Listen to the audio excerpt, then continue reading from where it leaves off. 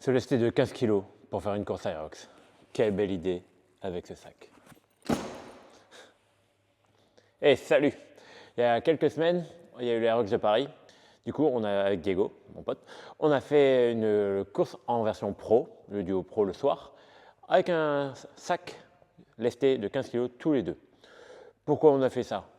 Pas parce que l'Aerox est simple, parce qu'un Aerox n'est pas simple, c'est simple à faire les mouvements, mais ce sera toujours dur. Ça sera dur pour la personne qui le fait en 1h30 parce qu'il a mis sa performance pour 1h30, ou pour la personne qui le fait en 54 minutes, ce sera également dur.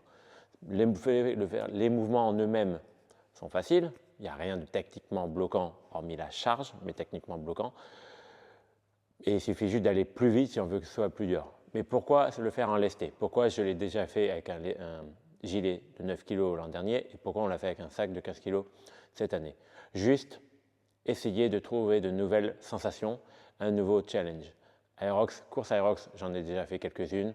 Je voulais juste trouver de nouvelles sensations et pas forcément une nouvelle difficulté, mais me prouver que j'étais capable d'être prêt en tout temps et en tout lieu, sans forcément s'entraîner sur la course Aerox spécifiquement pour celle-ci. Absolument aucune préparation, ni pour moi, ni pour Diego. Juste montrer qu'on est capable de réaliser de belles choses. Et c'est en rien pour dénigrer les performances de chacun. C'est vraiment pour nous, pour moi ou pour Diego, pour notre performance à nous. Du coup, la course, on avait un objectif entre 1h15 et 1h20. On ne savait vraiment pas à quoi trop s'attendre. Et du coup, le résultat final est de 1h12. Ça, c'est sacrément cool. L'objectif principal, c'était la gestion, le pace. Le but de ne pas courir trop vite pour pouvoir être sacrément bien sur tous les exos annexes. Le total du run, on a mis 39 minutes 50 au total, ce qui fait une moyenne plus ou moins de 5 minutes par kilomètre. On était forcément plus rapide au départ et un peu plus lent à la fin. Mais en gros, c'était ça. Le but était d'objectif de gérer la course pour ne pas exploser. D'ailleurs, Diego, qui est un petit jeune et un petit foufou, il a voulu me courir trop vite et je n'allais pas assumer. Du coup, je lui ai demandé justement de ralentir. Sinon, lui, je pense qu'il aurait été chaud pour courir même encore plus vite. Concrètement, on n'avait pas de stratégie, à part du coup de gérer. On savait qu'on allait faire 50-50, il n'y avait pas de j'ai plus de force ou de faiblesse à un endroit, Diego a plus de force et de faiblesse à un autre endroit. Le but était de faire la course entre potes et avoir le même type d'effort. Donc on n'a pas un qui a pris l'avantage sur l'autre ou quoi. Okay. Diego était juste en tête à chaque fois par contre pour le run et j'étais juste un petit peu plus à la traîne. Mais sinon après on s'est tout divisé sans trop calculer. Le ski erg, on a voulu rythmer direct la course. C'était le seul endroit où du coup on allait être frais, du coup on a voulu jouer un petit peu. On essayait de faire 15 coups très rapides chacun et tourner comme ça. Je ne saurais absolument pas dire combien de fois on est passé, mais en gros je faisais 15 coups, il passait derrière, il faisait 15 coups, etc., etc. Ça fait déjà bien monter le cardio. Ensuite, pour tout ce qui est les sleds, j'ai aucune notion du temps, mais en gros, on a fait vraiment 50-50 à chaque fois. Il faisait la moitié du premier parcours, je faisais la suite, il refaisait l'autre suite, je refaisais, etc., etc., que ce soit pour le push ou pour le pull. Une fois qu'on a fini les parties sled, on allait sur les burpees. Nouvelle chose, je ne sais pas si depuis quand ils l'ont rajouté, mais assez récemment quand même. Il y a maintenant, c'est des petits carrés, ils font des petits rectangles avec une distance, je ne sais pas, je dirais peut-être tous les mètres. Et ça, c'est quand même sacrément agréable plutôt que quand j'ai commencé à l'Aerox il y a quelques années, où c'était une longue ligne droite ou un virage et que tu n'avais aucun repère. Là, du coup, tu sais à quoi t'attendre, tu dis, ok, ben, je saute tous les carrés ou tous les deux carrés. Et ça te donne déjà un objectif de pace et de ne pas sauter trop loin, par exemple pour ne pas te cramer ou pas sauter pas assez, pour faire trop de burpees et trop cardio. Du coup, là, avec Diego, plus ou moins, on tournait entre 3 et 5 burpees, vraiment, on faisait 3-4 burpees, l'autre on faisait 3-4 ou 4-5, etc. Et du coup, on est allé jusqu'à la fin. Comme ça. Là, le désavantage du sac, c'est vraiment qu'il était vraiment derrière notre nuque et du coup, on ne pouvait rien faire. On était vraiment penché, là, on était totalement bloqué. Du coup, parce qu'il remontait pendant le burpee. Donc après les burpees, du coup, on avait le rameur. Le rameur, on l'a, comme toute stratégie dans l'Aerox, c'était vraiment le pace, c'était vraiment la récup. On a tourné quasiment, je crois, tous les 250 ou un truc comme ça.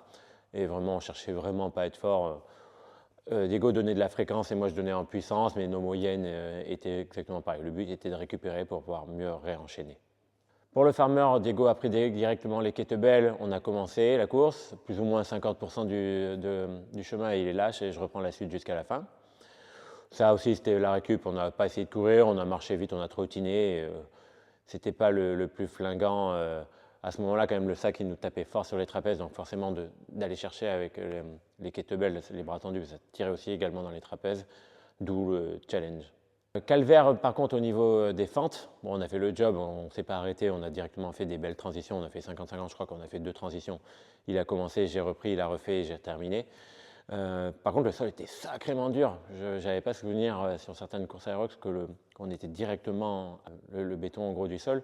Et du coup, c'était super dur de réenchaîner sa fente avec le poids du sac, plus du gilet. Nos poids, on n'est pas forcément très léger.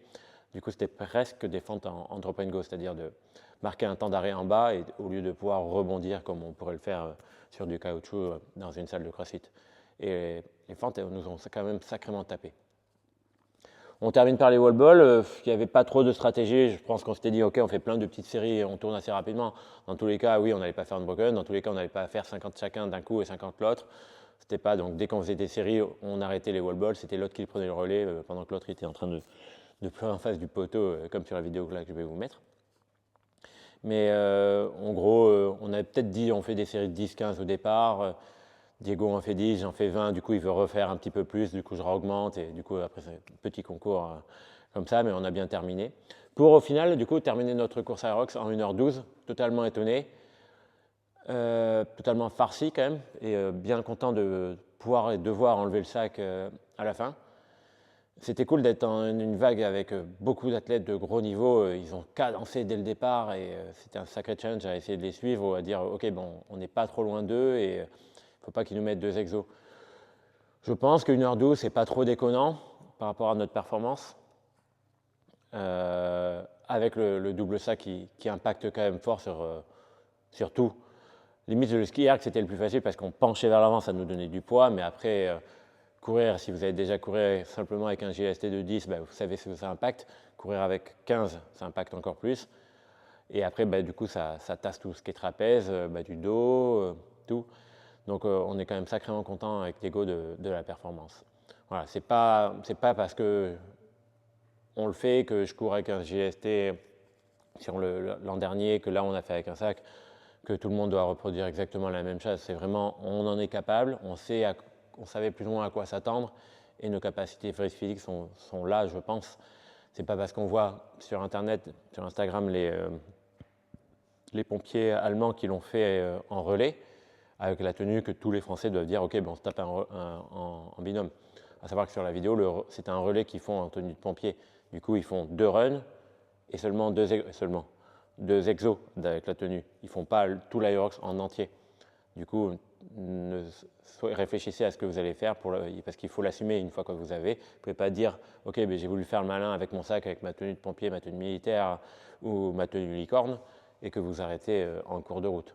Donc si vous voulez vous challenger, déjà essayez de prévenir Aerox France avec Max ou JB pour les prévenir. Est-ce que je peux faire ci, est-ce que je peux faire ça, que ce soit autorisé ou pas. En tout cas, c'était un super challenge. On ne montera pas plus en charge parce que ça ne sert absolument à rien. C'était quand même sacrément cool. Et voilà. Merci pour tous vos messages, vos encouragements quand on courait ou quand on était sur les ateliers, ou les messages reçus juste après. Merci à vous. Prochainement, du coup, je vais refaire une vidéo dans cette salle-là, du coup, totalement équipée et adaptée à l'Aerox pour réexpliquer à tout le monde comment performer à son niveau sur un type de course Aerox, tous les tips, toutes les stratégies à adopter, à quel moment pacer, à quel moment accélérer, comment faire et l'agir. Prochainement également, ma grosse prog, la Frankton hybride de chez Tactical, qui était plus pour le monde opérationnel, je vais aussi un petit peu la modifier. Le corps de la prog va rester exactement identique, mais je vais essayer de l'amener à une version entraînement Aerox. J'ai beau critiquer le CrossFit et critiquer l'Aerox pour certains trucs, etc., etc. Mais j'ai toujours dit que les opérationnels devaient s'entraîner en mode fonctionnel et il n'y a rien de plus fonctionnel concrètement que l'Aerox.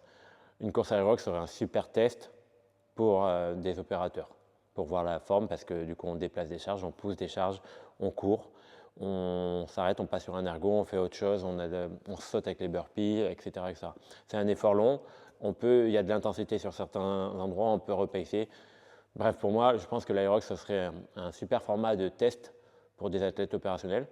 Du coup, on va garder l'esprit hybride, l'esprit de la prog, on va garder la force, mais on va essayer de s'entraîner plus ou moins comme un format Aerox, des entraînements Aerox là-dessus. Et je suis quasiment sûr qu'il y aura énormément de progrès partout et qu'on va moins se lasser, qu'on peut moins se lasser par rapport aux programmations. Des fois, ce sera plus court, des fois, ce sera plus long. Recadrer tout ça vraiment sur une programmation Aerox.